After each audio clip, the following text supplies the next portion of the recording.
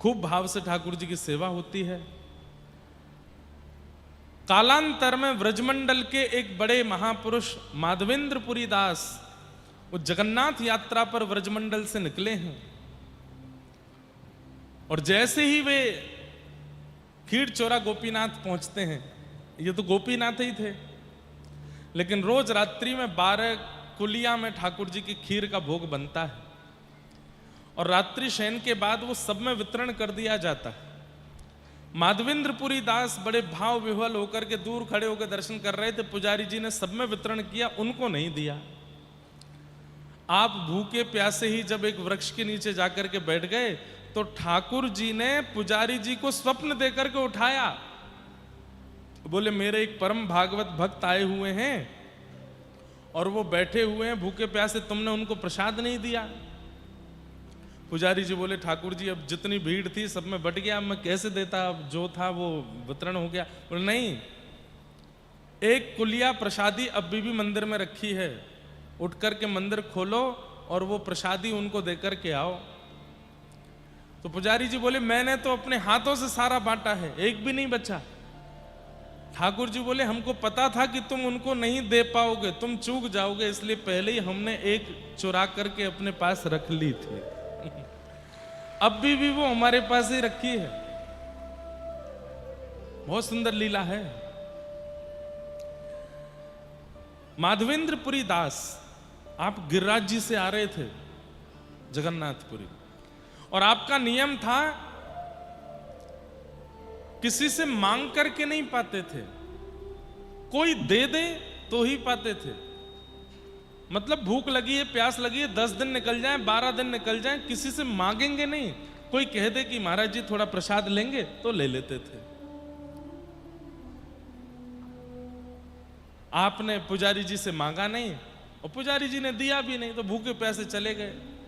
तो ठाकुर जी ने रात्रि में पुजारी को स्वप्न दिया कि मैंने एक कुलिया खीर छुपा ली है, आओ आकर के मेरे पास से वो खीर की कुलिया लेकर के जाओ और वो उस वृक्ष के नीचे बैठे उनको जाकर के दे दो। तब पुजारी जी आए, आकर के मंदिर खोला तो महाराज ठाकुर जी अपनी श्वेत जो वस्त्र रात में पहनते हैं उसके पीछे एक कुलिया छुपा करके रखे थे। पुजारी जी ने उठाया, नेत्र सजल हो गए, जय हो। बोले अब रो नहीं, जल्दी जाओ उनको पवा के आओ, भूखे हैं बेचारे बहुत दिन के। दौड़ करके गए पुजारी जी, वृक्ष के नीचे देखा तो महामंत्र कर रहे हैं, नेत्रों से अविरल अश्रुधार गिर रही है। श्री माधवेंद्रपुरी दास जाकर के पुजारी जी ने कहा आप माधवेंद्रपुरी दास हैं? तो माधवेंद्र जी बोले आपको हमारा नाम कैसे पता? बोले महाराज मैं तो कुछ नहीं जानता, लेकिन ठाकुर जी को आपका नाम पता है, उन्होंने ही मुझे भेजा है। अब कोई आपसे आकर के कहे कि ठाकुर जी ने आपका नाम बता के आपके पास भेजा, तो आपकी स्थिति क्या हो जाएगी? ठाकुर जी ने भेजा है। बोले कैसे? बोले रात्रि आप दर्शन करने आए थे, मैंने कुलिया प्रसाद सब में बांटा, आपको देना भूल गया। तो माधवेंद्रपुरी दास बोले मैं सोच भी रहा था कि मेरी इच्छा तो हो रही है, लेकिन मेरा नियम है मांगता नहीं हूं। तो बोले फिर क्या हुआ? बोले स्वप्न में ठाकुर जी आए और ठाकुर जी बोले तुमने उनको कुलिया प्रसाद नहीं दी, मैंने एक कुलिया छुपा करके अपनी पीताम्बरी के पीछे रखी है, आके ले जाओ। तो मैं वही प्रसादी लेके आऊं, ठाकुर जी ने आपके लिए छुपा के चुरा करके रखी थी। माधवेंद्रपुरी दास तो भाव विह्वल हो गए। हाँ नाथ, हाँ नाथ, हाँ नाथ कहकर के रोने लगे। कितना प्रेम करते हैं आप अपने प्रियजनों से। माधवेंद्रपुरी दास सुबह जब मंगला में दर्शन करने के लिए गए तब सब कह रहे थे राधा गोपीनाथ की जय, राधा गोपीनाथ की जय। तब आपने जय जयकार किया, बोले नहीं, खीर चोरा गोपीनाथ की जय। सबने कहा खीर चोरा क्यों? तब पूरी कथा बताई। बोले ये हमारे लिए खीर चुरा करके बैठे थे, छुपा करके बैठे थे। तब से उनका नाम क्षीर चोरा गोपीनाथ हुआ और उन्हीं का दर्शन करके अभी आज आए हैं। बहुत मधुर स्थान, खूब सुंदर उनका दर्शन करके आए। ठाकुर जी ने बड़ी कृपा की, भीतर से दर्शन कराए, दर्शन कराने के बाद अपनी प्रसादी दी।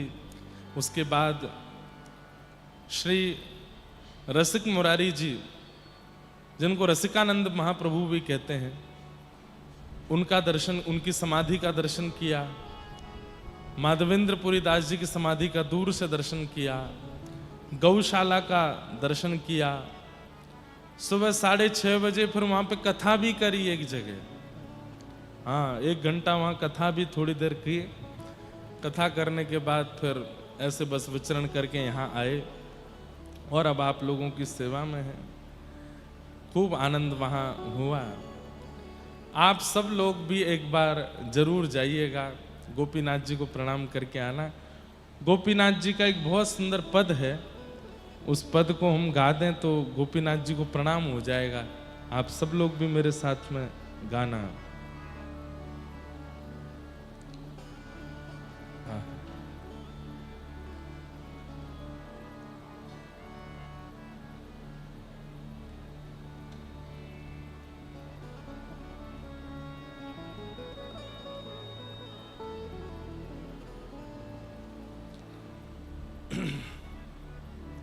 रंगीला अली, रंगीला अली, राधा गोपीनाथ। रंगीला अली, राधा गोपीनाथ। रंगीला अली, राधा गोपीनाथ। रंगीला अली, राधा गोपीनाथ। मंद हसन मनमोहत हेली, मंद हसन मनमोहत हेली। वहां दर्शन करने में एक सबसे बड़ी बात यह आती है, किसी मूर्ति को किसी मूर्तिकार ने बनाया, कोई स्वयंभू है, लेकिन श्री राधा गोपीनाथ, खीरचोरा गोपीनाथ स्वयं भगवान ने अपने हाथ से बनाए हैं, स्वयं राम जी ने अपने हाथ से निर्मित किए हैं। इसलिए उनकी आकृति का जब दर्शन करो तब सोचिए कि इस आकृति को स्वयं भगवान तराश रहे हैं। वो श्री राधा गोपीनाथ, जिनकी सेवा स्वयं सीता जी करती हैं, जो ब्रह्मा जी के द्वारा, जो शंकर जी के द्वारा सेवित हैं, ऐसे गोपीनाथ कैसे हैं? मंद हसन मनमोहत हेली, मंद हसन मोहत हेली।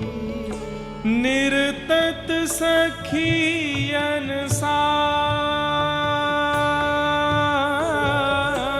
निर्तत सखियन साथ। हाँ, निर्तत सखियन साथ, निर्तत सखियन साथ। रंगीला अली, राधा गोपीनाथ। रंगीला अली, राधा गोपीनाथ। हे रंगीला अली, राधा गोपीनाथ। रंगीला अली, राधा गोपीनाथ। मंडल रास रमत है रसिया, मंडल रास रमत है रसिया। मंडल रास रमत है रसिया। मंडल रास रमत है रसिया। गही ब्रज बनी ताहात, गही ब्रज बनी ताहात। एक रसना नहीं बरन सकत हो, एक रसना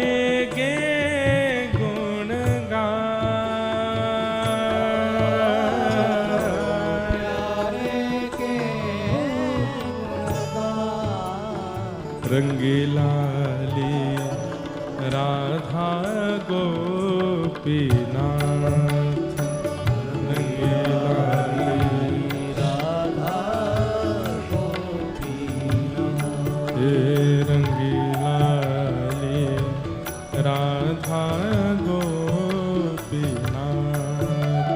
रंगीलाली राधा गोपीनाथ।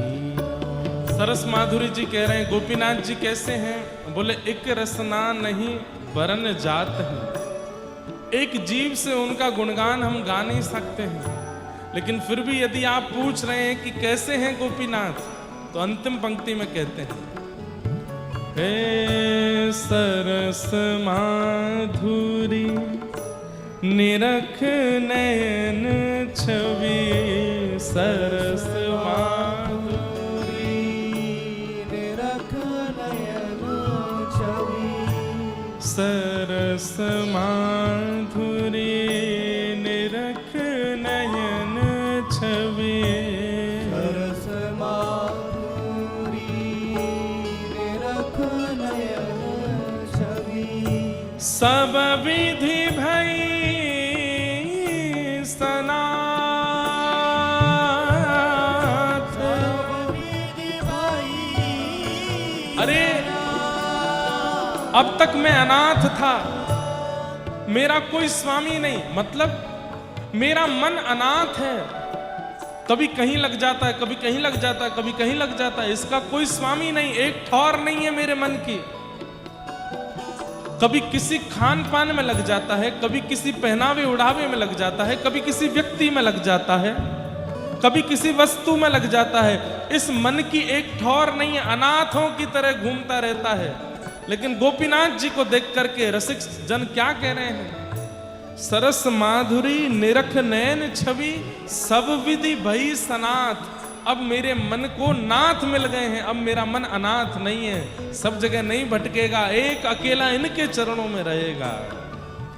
हे सरस माधुरी निरख नयन छवि, सरस माधुरी निरख नयन छवि, सब विधि भई सनाथ। सब विधि भई सनाथ। रंगीला आली राधा गोपीनाथ, रंगीला आली राधा गोपीनाथ, हे रंगीला आली राधा गोपीनाथ, रंगीला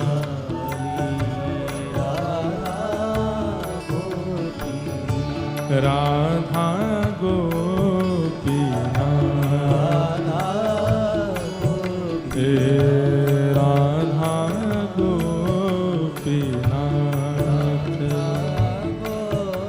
श्री राधा गोपीनाथ की जय। ऐसे श्री राधा गोपीनाथ, खीर चोरा गोपीनाथ, उनका आज दर्शन करके आए, खूब सुख मिला। आप सबको भी कभी अवसर मिले जरूर जाइएगा, ठाकुर जी का मधुर दर्शन करके आइएगा। जन्माद्यस्य यतोऽन्वयादितरतश्चार्थे स्वविज्ञस्वराट् तेने ब्रह्म हृदय आदि कवये मुह्यन्ति यत्सूरयः तेजो वारिमृदां यथा विनिमयो यत्र तृषगुमृषा धाम्ना स्वेन सदा निरस्तकुहकं सत्यं परम धीमहि। अच्छा, हमारी प्रार्थना, जितने भी आगे कैमरामैन हैं, जो भी इस रेलिंग के आगे घूम रहे हैं फिर रहे हैं, सबसे अब हमारी बिल्कुल हाथ जोड़ के प्रार्थना, सब बैठ जाएं, कोई भी घूमे ना। अगर हिंदी में ना समझ पाए हों तो इनको उड़िया में कोई समझा दो आके।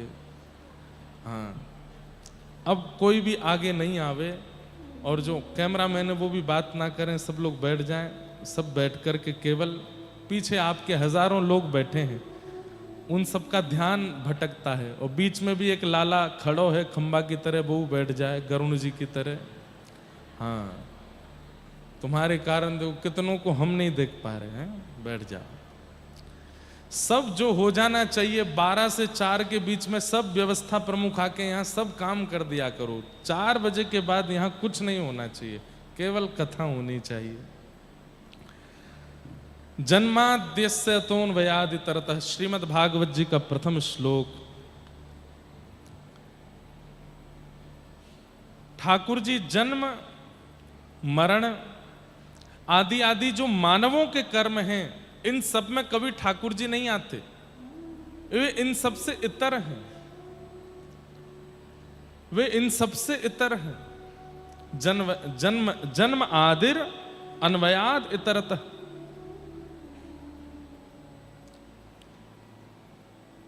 लेकिन कई लोग एक कथा सुनाते हैं जगन्नाथ जी को लेकर के कि भगवान श्री कृष्ण का लीला गमन के बाद में संस्कार कर दिया, उनका हृदय समुद्र में बहता बहता यहां आ गया, उसी को जगन्नाथ जी के अंदर लगा दिया गया। हमको अगर ये कोई प्रमाणित करके बता दे कि ये कहीं लिखा है, हमने तो आज तक कभी सुना नहीं और ना ये कथा कहीं है। भगवान गीता में कहते हैं कि मेरे शरीर को मरणासन समझने वाले, मेरे शरीर को मरण रूप जानने वाले इंसानों की तरह 100 वर्ष पूरे होने पर या अमुक अमुक वर्ष पूर्ण होने पर मेरे शरीर का भी अंत होता है, ऐसी बुद्धि रखने वाला व्यक्ति तो अपवित्र है, उसको देखने वाले को भी कपड़े सहित स्नान करना चाहिए। ये कहां से ये कथा आ गई है कि भगवान का हृदय बहता हुआ आ गया? अरे पहली बात तो ये कहना ही गलत है कि उनकी चिता को अग्नि लगाई। कैसे कह सकते हैं हम इस बात को? ठाकुर जी अवतार लेते हैं और अंतर ध्यान हो जाते हैं, वो मातृ गर्भ से प्रकट होते हैं, लेकिन हमारी आपकी तरह मरणासन स्थिति में कभी नहीं जाते।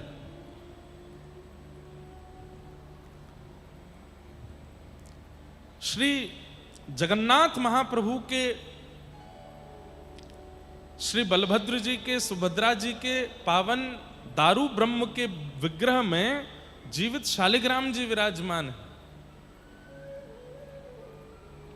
और रही बात हृदय की, तो केवल जगन्नाथ जी के भीतर ही हृदय थोड़ी है, जितने भी ठाकुर भारतवर्ष में विराजमान सबके अंदर हृदय। बिहारी जी में भी हृदय है, राधारमण जी में भी हृदय है, राधा वल्लभ जी में भी हृदय है, हमारे गिरिराज जी तो साक्षात हृदय ही हैं।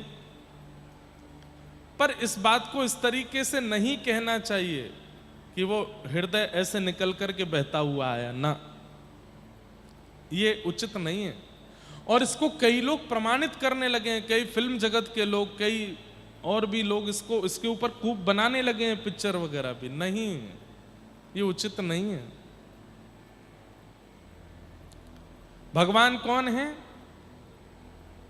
जो जन्म मृत्यु आदि आदि मानवों की जितनी भी क्रिया हैं उनसे जो बिल्कुल इतर हैं, वही परमात्मा है। जन्माद्यस्य तोन्वयादितरतः चार्थे स्वविज्ञ स्वराट। वो अविज्ञ हैं, अनविज्ञ नहीं है, सब जानते हैं, उन्हें सब पता है। उनके सामने कौन किस रूप से गया है, किस भाव से गया है, किस पीड़ा से गया है, उन्हें सब पता है। मैं कथाओं में कहा करता हूं कि महाप्रभु जगन्नाथ जी के नेत्रों में पलक नहीं है। क्यों पलक नहीं है? उसके 2 कारण। पहला कारण, इतनी भीड़ में लोग मेरा दर्शन करने आते हैं, कहीं दर्शन करने वाले ने भीड़ के कारण उसकी पलक झपक गई और वो मुझे नहीं देख पाया, तो मैं अपनी पलक खुली रखूंगा ताकि मैं उसको देख लूं। वो भले ही मुझे नहीं देख पाया, मैं उसको देख लूंगा। इसलिए अनमिष नेत्र हैं, निमिष कहते हैं इनको। महाप्रभु जगन्नाथ जी के अनमिष नेत्र हैं, अपलक नेत्रों से ऐसे ही रहते हैं। और कोई बहुत भीड़ भाड़ में नहीं भी देख पाता तो कहते टेंशन नहीं, मैं देख रहा हूं ना। और एक बात बोलूं, पूरे विश्व में जितने भी मंदिर हैं वहां हम दर्शन करने जाते हैं, ठाकुर जी को हम देखने जाते हैं, पर महाप्रभु जगन्नाथ जी का ऐसा स्थान है जहां हम खुद को दिखाने जाते हैं, हम अपने आप को बताने जाते हैं, दिखाने जाते हैं। ठाकुर जी हमको देखते हैं, ठाकुर जी हमको देखते हैं। तो पहला कारण, ठाकुर जी के अनमिष नेत्र क्यों हैं? कहीं तुम देखने में चूक जाओ तो टेंशन नहीं लेना, मैं तुमको देख रहा हूं, मेरी दृष्टि तुम पर पड़ रही है। चार्थे स्वविज्ञ स्वराट, वे अविज्ञ हैं, सब जानते हैं। दूसरा कारण ठाकुर जी के नेत्र खुले रहने का क्या है? कई बार हम जब ठाकुर जी के सन्मुख जाते हैं, इतने भावुक हो जाते हैं, इतनी सारी भावनाएं मन में आने लग जाती हैं कि हम मूल बात ठाकुर जी से कह ही नहीं पाते। ठाकुर जी अपने नेत्रों को गाढ़ करके हमको देखते हैं, खूब चौड़ा चौड़ा खोल करके देखते हैं, ताकि केवल बाह्य रूप से ना दिखें, हमारे मस्तिष्क को भी वो देख लें, हमारे हृदय को भी वो देख लें, हमारे अंतरंग में चल रही जितनी भी भावना, विचारधारा, सबका दर्शन वो कर लें। इसलिए बड़े बड़े नेत्रों से हमको देखते रहते हैं। वे अविज्ञ हैं, अनविज्ञ नहीं है, सब जानते हैं, उन्हें सब पता है, उन्हें कुछ बताने की आवश्यकता नहीं है। आप तो बस उनके सामने चले जाओ, उन्हें सब पता है। आप कहोगे महाराज जी सब पता होने के बाद भी कई बार हमारे साथ गलत हो रहा होता है। ठाकुर जी को सब पता है तो फिर भी हमारे साथ गलत क्यों होता है? ठाकुर जी गलत नहीं करते। हमारी कोई क्रिया, हमारा कोई प्रारब्ध, हमारा कोई कर्म है, हमारा कोई संचित कर्म है, इस जन्म का है, पूर्व जन्म का है, कौन से जन्म का है, हमें नहीं पता, हम बस उसको भोग रहे हैं। ठाकुर जी हमको पीड़ा नहीं देते। एक बात बहुत ध्यान से सुनना, पूरे विश्व में 8 अरब से ज्यादा मानवों की जनसंख्या है।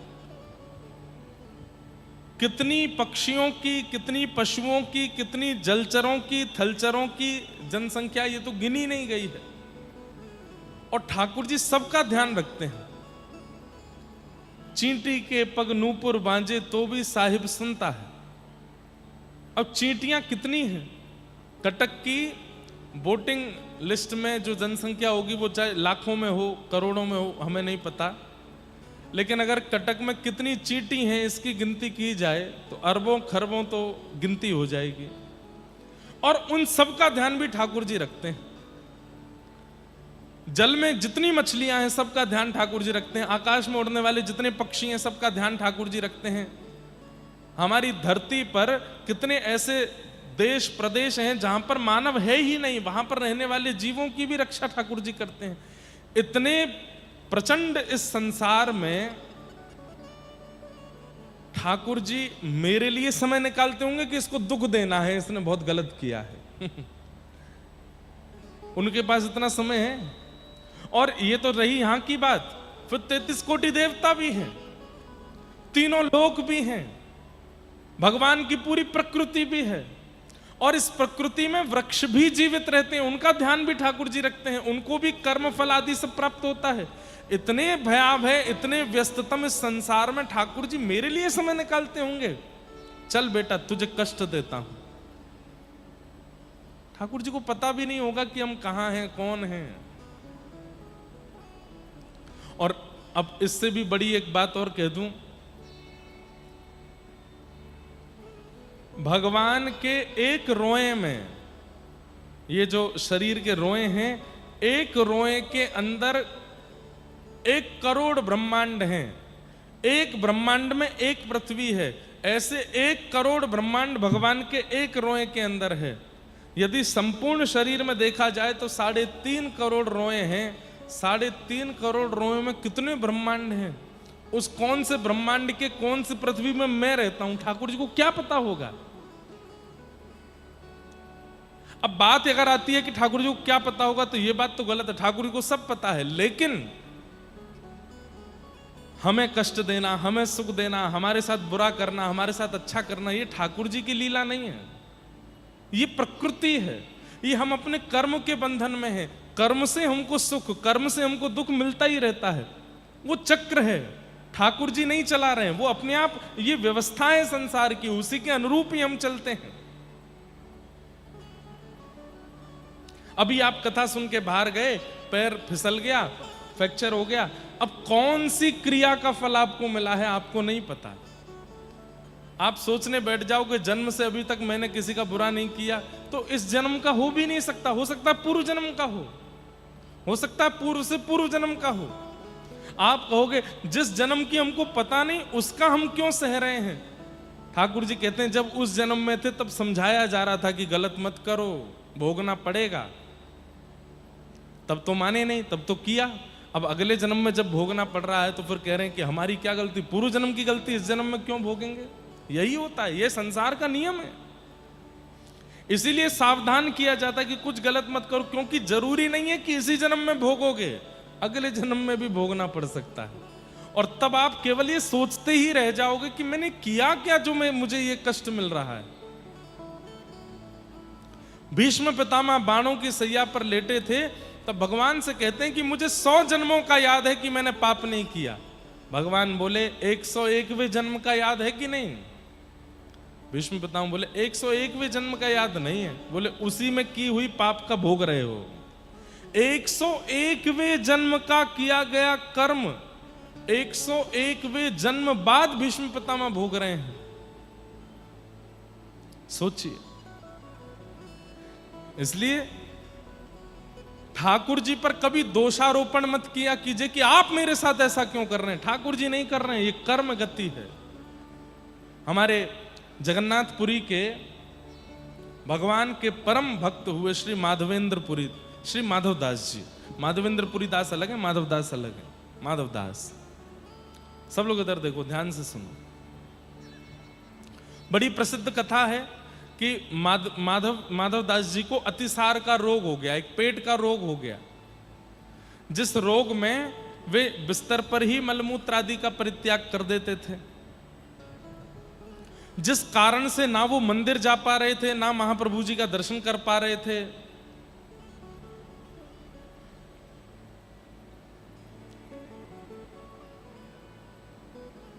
बस पड़े पड़े पीड़ा में रो रहे हैं। तभी महाप्रभु जी ने विचार किया कि मैं चलता हूं, और महाप्रभु जी एक बालक का रूप धारण करके आए, जगन्नाथ भगवान, और श्री माधवदास जी की सेवा करने लगे। जल भर के लामें, कभी उनके अंग को साफ करें, उनके वस्त्रों को साफ करें। तो माधवदास जी के नेत्र खुले तो देखा कौन मेरी सेवा कर रहा है, तो देखे सांवरा सलोना बालक।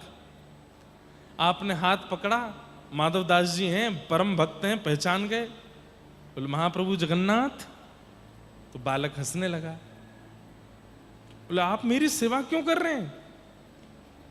राम राम राम राम, ये मेरे को, मैं इतनी अपवित्र अवस्था में हूं, मलमूत्र का त्याग कर, आप मुझे छू रहे हैं।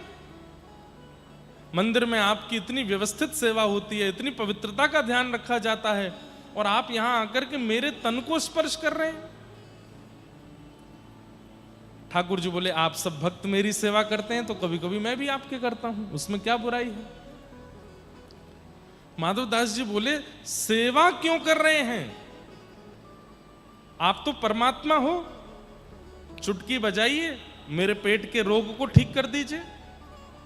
आप तो परमात्मा हैं, मेरे तन पर हाथ फेर दीजिए, मेरे को जितना रोग पीड़ा लगी है सब ठीक कर दीजिए, मेरी सेवा करने की क्या आवश्यकता है। तो ठाकुर जी कहते हैं नहीं माधव, ये तुम्हारे किसी जन्म के किसी कर्म का फल है कि तुम्हें ये पीड़ा हो रही है। यदि मैं इसको अभी ठीक कर दूंगा तो ये कुछ साल बाद फिर आ जाएगी, और अगर इस जन्म में न भी आई तो इस इतने शेष रोग को भोगने के लिए तुम्हें दोबारा जन्म लेना पड़ेगा। ध्यान से सुनिएगा बात को। कई बार हम लोग अपने जीवन में आने वाली परिस्थिति, ठीक है परिस्थिति से लड़ना चाहिए, उससे जूझना चाहिए, लेकिन कई लोग टोना टोटका और जाने क्या क्या करके उससे भागने का प्रयास करते हैं, उस परिस्थिति से बचने का प्रयास करते हैं, तो वो परिस्थिति जाती नहीं है, शांत हो जाती है। या तो इसी जन्म में आएगी, नहीं तो इस जन्म में नहीं आई तो उसको भोगने के लिए एक और जन्म लेना पड़ेगा, भोगना तो पड़ेगा। तो माधव, तुम्हारे शरीर की जो ये पीड़ा है तुम्हारा कर्म फल है, कौन से जन्म का कौन सा कर्म फल है, ये तुम्हें भोगना पड़ेगा। इसको मैं ठीक कर दूंगा तो तुम्हें पुनर्जन्म लेना पड़ेगा इसको भोगने के लिए। दो ही तरीके हैं, अपने कर्म फल को समाप्त करने के दो ही तरीके हैं। क्या? पहला तरीका, इतना भजन किया, इतना जप किया, इतना तप किया, इतना ठाकुर जी का स्मरण किया कि करते करते करते करते स्थिति ऐसी बन जाती है कि फिर शरीर में आने वाले रोग अनुभव नहीं कराते। मैं कथाओं में कहा करता हूं कि भक्ति जो है वो एनेस्थीसिया का इंजेक्शन है। जैसे एनेस्थीसिया का इंजेक्शन लगने के बाद व्यक्ति सुन्न हो जाता है, ऐसे ही राम कृष्ण हरि जगन्नाथ नाम बोलने के बाद, राधा नाम रटने के बाद व्यक्ति सुन्न हो जाता है। फिर उसके साथ चाहे जो हो जाए वो प्रसन्न नहीं रहता है, उसको फर्क नहीं पड़ता। तो या तो एक तरीका है कि भगवान नाम में इतने आश्रित हो जाओ कि आपका शरीर सुन्न पड़ जाए। अब चाहे आपको शारीरिक पीड़ा हो, मानसिक पीड़ा हो, व्यवहारिक पीड़ा हो, अपयश की पीड़ा हो, आपको कुछ सहन नहीं होगा, आप प्रसन्न ही रहने वाले हो। या दूसरा तरीका क्या है? महाप्रभु जगन्नाथ बोले तुम्हारी पीड़ा को हम अपने ऊपर ले लेते हैं। माधवदास जी बोले नहीं नहीं नहीं नहीं नहीं, मैं सह लूंगा नाथ, आप अपने ऊपर मत लो। लेकिन ठाकुर जी की लीला, ठाकुर जी ने माधवदास जी के उस रोग को ले लिया और 15 दिन के लिए बीमार हो गए। अब वैसे तो ठाकुर जी का ये 15 दिन का क्रम, इसके पीछे बहुत कथाएं हैं और ये पूर्व से ही ठाकुर जी, स्कंद पुराण में भी इसका वर्णन आता है कि ठाकुर जी स्नान करने के बाद बीमार हो जाए। आज महाप्रभु जगन्नाथ जी का जो स्वरूप है पीछे, कौन सा स्वरूप है ये? कौन सा है? कौन सा भेष? अवकाश भेष। इसमें ठाकुर जी स्नान करते हैं, दातुन करते हैं और वो पीछे अगर दिख रहे होंगे आपको तो आज ठाकुर जी के आगे दर्पण भी रखे हैं, दर्पण रखे हैं, पात्र रखे हैं। महाप्रभु जगन्नाथ जी कैसे स्नान करते हैं तो आपको पता ही होगा। ठाकुर जी के आगे शीशा रख दिया जाता है, शीशा में ठाकुर जी का प्रतिबिंब आ जाता है, पुजारी जी शीशा को ही नहा देते हैं, जय जगन्नाथ हो गए स्नान। आप लोग मत नहाना है ऐसे कभी, शीशा में देख करके सोचो लो। वैसे तो कटक उड़ीसा में इतनी गर्मी पड़ती है तो 3-3 बार नहाने का मन होता है, लेकिन पता नहीं ये क्यों नहीं नहाते शीशा में ही नहाते। तो ये ठाकुर जी का कैसा प्रेम भाव कि साल भर में एक बार स्नान पूर्णिमा, अभी 29 तारीख को ठाकुर जी स्नान करेंगे और उस स्नान के बाद लाडले लाल बीमार हो जाते हैं कि हम नहाए हैं। 15 दिन के लिए बुखार आ जाता है ठाकुर जी को। ये कथा तो है ही, लेकिन इसके पीछे दूसरी कथा क्या है कि माधव, जो माधवदास जी हैं, उनके 15 दिन की पीड़ा और रह गई थी, ठाकुर जी ने उसको अपने ऊपर ले लिया और आज तक उस पीड़ा का निर्वहन ठाकुर जी कर रहे हैं।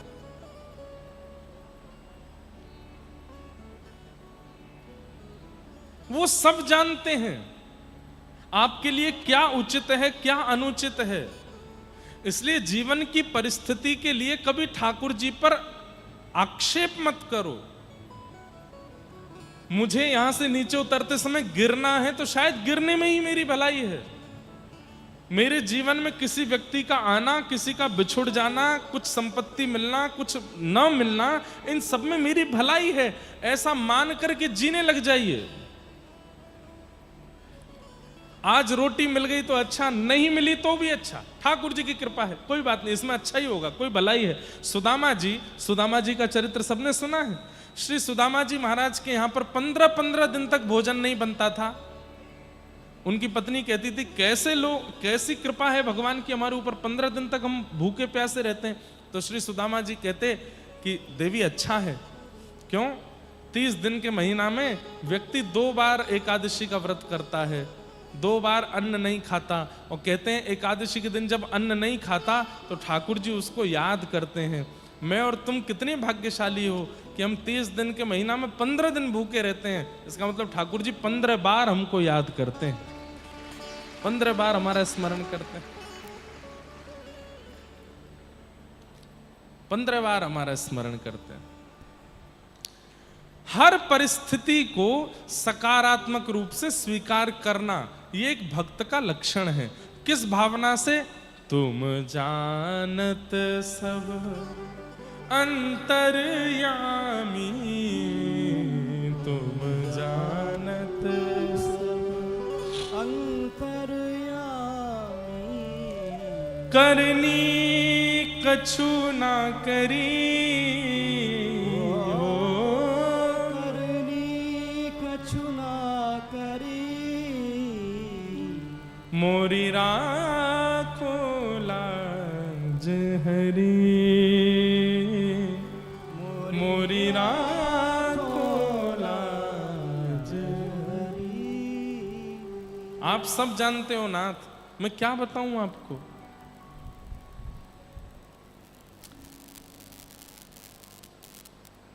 किसी को यदि पता है कि मुझे क्या चाहिए और फिर भी मैं बार बार बोल रहा हूं मुझे यही चाहिए यही चाहिए, सामने वाला चिढ़ जाएगा एक बार, अरे भाई मुझे पता है तुझे क्या चाहिए, क्यों मुझे बता रहे हो।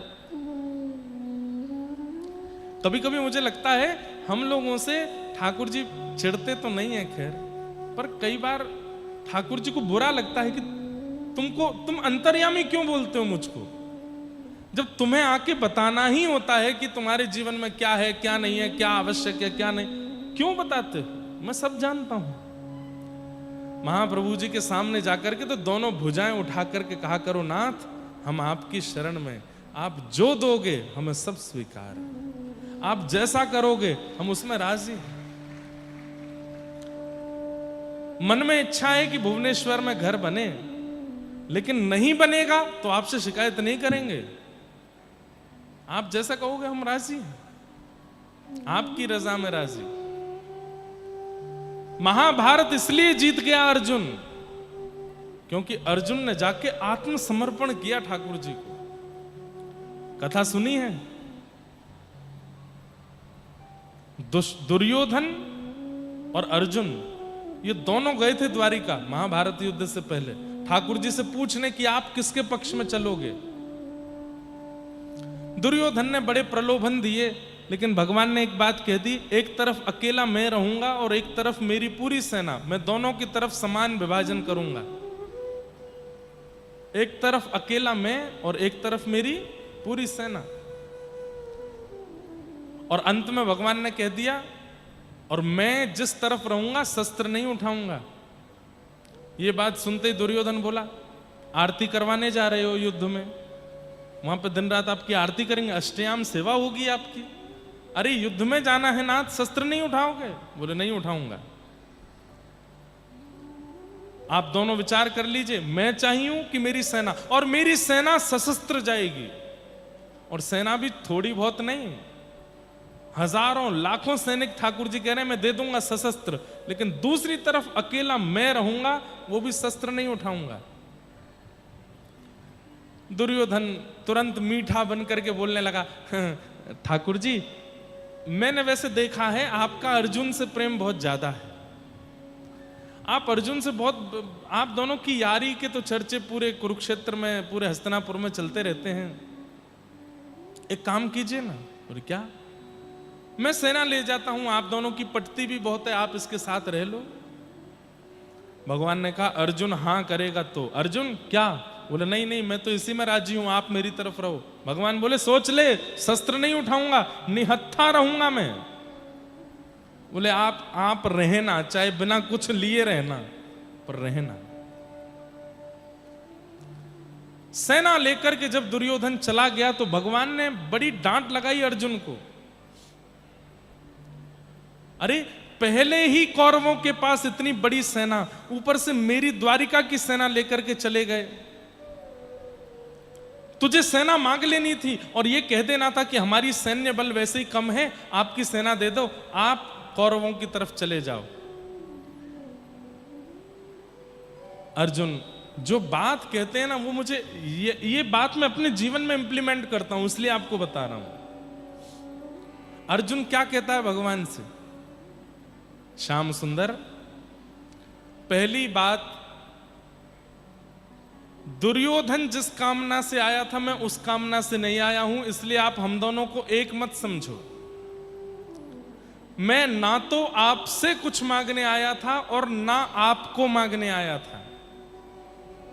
ना मुझे आपसे कुछ चाहिए और ना ही आप चाहिए। भगवान बोले तो क्यों आए थे?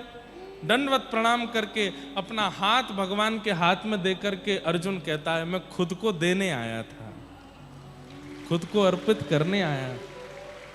महाभारत युद्ध मेरे सामने है नाथ, पकड़ लीजिए हाथ। मुझे नहीं पता मुझे क्या करना है, मेरा दिमाग शून्य रहेगा पूरे महाभारत में। आप कहोगे बाएं तो बाएं जाऊंगा, आप कहोगे दाएं तो दाएं जाऊंगा, आप कहोगे सीधे तो सीधे, आप कहोगे कूद जा खाई में तो कूद जाऊंगा। अपनी बुद्धि से नहीं चलने वाला मैं, आप चलाओगे। भगवान ने हृदय से लगा लिया अर्जुन को। बोले याद रखना अपनी बात को, ऐसा ही है ना? बोले बिल्कुल ऐसा ही है। बोले जो कहूंगा करेगा। बोले करिष्ये वचनम तव, आप जो कह दोगे। आप कह दोगे कि कर्ण का बाण आ रहा है, इसको छाती पर ले ले अर्जुन, मैं तुरंत अपने वक्ष को आगे कर दूंगा। आप जो कहोगे वो करूंगा। परिणाम सबको पता है। पूरे महाभारत युद्ध में सारे कौरव केवल एक को ही मारना चाहते हैं और वो है अर्जुन। सबका केंद्र बिंदु यह है कि मेरे बाण से अर्जुन कैसे भी मर जाए। टारगेट केवल अर्जुन था पूरे महाभारत में, लेकिन उस अर्जुन का बाल बांका नहीं होने दिया। आप महाभारत को सामान्य मत समझिए। भीष्म पितामह जैसी तिमिंगल मछलियां, पूज्य गुरुदेव पिताजी महाराज अपनी कथा में भीष्म पितामह को कहते हैं तिमिंगल मछली। तिमिंगल मछली कौन? एक तिमिंग नाम का पक्षी होता है, अब तो नहीं होता वो, पर किसी युग में होता होगा। तिमिंग नाम का पक्षी, वो आकाश से उड़ता हुआ आता है और अपने दोनों पंजों में दो दो हाथियों को लेकर उड़ जाता है आकाश में। और वही तिमिंग पक्षी उड़ता हुआ जब समुद्र पर जाता है तो समुद्र की एक मछली मुंह खोल करके सांस लेती है और दो हाथी सहित उस पक्षी को गर्भ में ले लेती है। वो तिमिंगल मछली,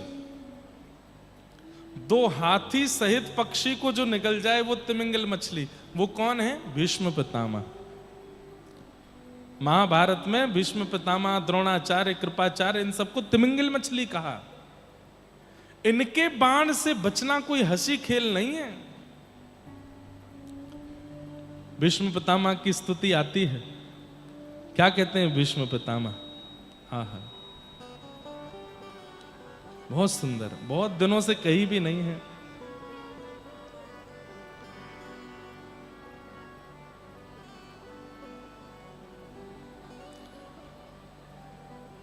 युधितुर गरजो विधुम्न विश्वक कचलुलित श्रमवार्यलंकृताशे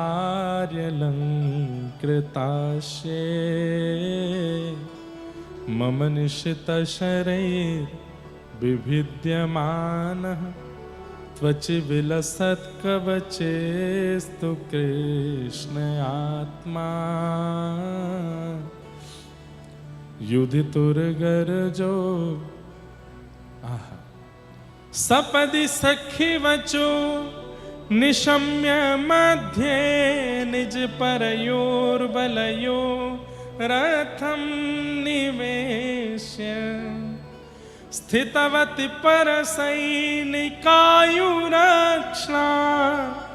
हतवति पार्थ सखे रत ममास्तु व्यवहित प्रतना मुखम निरीक्ष्य स्वजन बधाद्विमुखस्य दोष बुद्ध्या। बहुत सुंदर स्तुति। भीष्म पितामह की स्तुति पर हम कथा लगभग कई बार कर चुके हैं विस्तार से, लेकिन बहुत दिन से नहीं की, यहां करते हैं। भीष्म पितामह कहते हैं, सब लोग इधर देखो, जब बाणों की सैया पर पड़े थे भीष्म पितामह, उस समय भगवान कृष्ण पांडवों को लेकर के भीष्म पितामह के पास जाते हैं। पांडवों को ज्ञान देने के बाद भीष्म पितामह पांडवों से कहते हैं दूर हट जाओ, अब मुझे मेरा काम करने दो। और ठाकुर जी को देखकर के भीष्म पितामह कहते हैं, मैंने अपने जीवन में बहुत कुछ देखा, लेकिन उस बहुत कुछ का सार आपके अंदर देखा। ध्यान से सुनना, मैंने सुंदर से सुंदर वस्तु देखी अपने जीवन में, मैंने सुंदर से सुंदर वस्तुओं का, सुंदर से सुंदर व्यक्ति का, सुंदर से सुंदर स्थानों का दर्शन किया, लेकिन आपका दर्शन करने के बाद सब फीका लगने लगा। सौंदर्य कैसा है? त्रिभुवन कमनम तमाल वर्णम रविकर गौरवराम्बरम दधाने। कैसे हो आप? बोले आपका वर्ण कैसा है? तमाल वृक्ष के जैसे हो आप, सांवले सलोने हो। और आपका रूप कैसा है? बोले त्रिभुवन कमनम, केवल पृथ्वी नहीं, भू भुव स्व, स्वर्ग लोक से लेकर के पृथ्वी लोक से लेकर पाताल लोक तक सब आपके रूप पर मोहित हो जाते हैं। अरे व्रज की गोपियों के विषय में वर्णन आता है कि ये व्रज की गोपियां कौन हैं? ये ठाकुर जी की पुरानी प्रियसी हैं। तब कहने लगे ये प्रियसी कैसे हो गई ठाकुर जी की? इससे पहले तो ठाकुर जी बराह बन के आए थे, नृसिंह बन के आए थे, मत्स्य बन के आए थे, कूर्म बन के आए थे, कच्छप बन के आए थे। ये ठाकुर जी की प्रियसी कैसे हो गई? तब कहते हैं जब ठाकुर जी वराह बन के आए तो जितनी वरही थी वो सब ठाकुर जी पर मोहित हो गई। जब ठाकुर जी सिंह बन करके आए तो जितनी सिंहनियां थी सब ठाकुर जी पर मोहित हो गई। जब ठाकुर जी मत्स्य बन के आए तो समुद्र और जल की जितनी मछलियां थी सब ठाकुर जी पर मोहित हो गई। और जिसने भी ठाकुर जी को देखा वो जब मोहित हुई, उनको देखते देखते उसने अपने प्राण त्याग दिए। अंते यामति सा गति, अंत में ठाकुर जी का स्मरण करते हुए प्राण त्यागने पर वो सिंहनियां, वो बरही, वो मत्स्य, वे सभी व्रजमंडल की गोपी बन करके आ गई हैं ठाकुर जी के संग रास करने के लिए। कैसा रूप है ठाकुर जी का! त्रिभुवन कमनम। अरे कहते हैं इन तीनों लोकों में सबसे सुंदर है कामदेव। कामदेव बहुत सुंदर है, लेकिन वो कामदेव भी जब वृंदावन में प्रवेश करता है और वृंदावन में रास रचा रहे त्रिभंग लली श्याम सुंदर मदन मोहन का जब दर्शन करता है तो कामदेव मूर्छित होकर गिर पड़ता है उनकी सुंदरता को देख के। कितने सुंदर हैं वो! त्रिभुवन कमनम तमाल वर्णम रविकर गौरवराम्बरम दधाने। कहते हैं जब श्याम सुंदर नंद भवन से निकलते हैं तो सूर्य नारायण बादलों को आज्ञा देते हैं तुरंत आकर के मेरे आगे ओट बना दो, छुपा दो मुझको। क्यों? बोले एक सूर्य घूम रहा है पृथ्वी पर, मेरी आवश्यकता क्या है? ये तो मैंने देखा। अपनी एक बिल्कुल सत्य घटना बताऊं। पिछली बार रथ यात्रा के समय में नहीं आ पाया था, तो जब उल्टा रथ होता है तब मैं आया। पहली बार मैंने रथ का दर्शन किया अपने जीवन में। तो कल जो उत्तर पारस मठ वाले महाराज जी आए थे, वैसे तो सार्वजनिक बताने वाली बात नहीं है, ये गुप्त चुप छुपा के मुझको भीतर ले गए अपने मठ का बता के। हमारे मठ का सेवक है और जहाँ से गुंडीचा से जगन्नाथ जी आते हैं बाहर, तो वहाँ मठों की सेवा है। तो महाराज जी जो कल आए थे उनकी चंवर की सेवा है, वो जगन्नाथ जी को चंवर करते हैं। तो वहाँ रेलिंग लगी हुई थी, रेलिंग के पीछे मठ के सेवक जन खड़े होते हैं, तो मैं भी वहीं खड़ा था। तो हमारे सामने तीनों ठाकुर मंदिर से बाहर आ रहे थे। रथ में आते हैं उससे पहले तो भीतर दर्शन हो रहा था। सबसे पहले सुदर्शन जी आते हैं। सुदर्शन जी आते हैं, आकर के रथ की परिक्रमा लगा करके फिर सुदर्शन जी विराजते हैं। या पहले बलराम जी आते हैं, सुदर्शन जी आते हैं ना, फिर उसके बाद में बड़ा ठाकुर श्री बलराम जी आते हैं।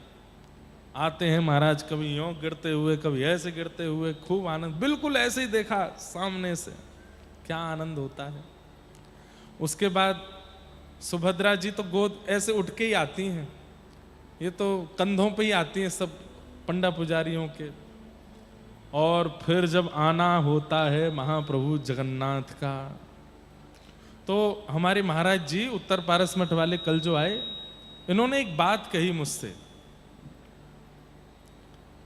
स्कंद पुराण में भी शायद कहीं इसका उल्लेख होगा, और जो जहां भी है मैं उसका वर्णन करूंगा कि दारू ब्रह्म, दारू कहते हैं लकड़ी को, ये दारू ब्रह्म जो जगन्नाथ हैं ये साक्षात परमात्मा है। इसके लक्षण क्या हैं? तो अनेक लक्षणों में एक लक्षण है कि ये जब जब अपने मंदिर से बाहर आएंगे, जब जब अपने मंदिर से बाहर आएंगे, चाहे एक बूंद आकाश से गिरे, वर्षा होगी, ये निश्चित है। महाराज जी और हम ये चर्चा कर रहे थे, बलभद्र जी निकल गए, सुभद्रा जी निकल गई, सुदर्शन जी निकल गए, अब बारी कालिया ठाकुर आ रहे हैं। मैंने कहा महाराज जी स्कंद पुराण में ऐसा कहते हैं कि ठाकुर जी जब जब मंदिर से बाहर आते हैं वर्षा होती, यहां तो ऊपर दूर दूर तक बादल ही ना है। तो एक ब्रजवासी होने के नाते मन में ऐसी बात आने लगी, लाला नेक तो लाज बचा, कैसे करके कहीं ते तो वर्षा करो, कहीं ऐसा नहीं हो कि आप में वर्षा नहीं हो। स्कंद पुराण की या जिन भी आचार्यों से हमने ये बात सुनी, कहीं वो मिथ्या नहीं हो जाए। सब देख रहे थे जगन्नाथ जी आने वाले, और मैं देख रहा था बादल कहां है भाई, कहीं बादल नहीं दिख रहा है। मैं अभी भी बता रहा हूं तो मेरे रोंगटे खड़े हो रहे हैं। वो जो क्या बोलते हैं जो नाद बजता है, हुलु ध्वनि है? हटकुआ क्या बोलते हैं जो बजता है, सबको पता ही है। हुलु ध्वनि तो वहां होती बंगाल में जो करते हैं, यहां पे भी करते हैं ना।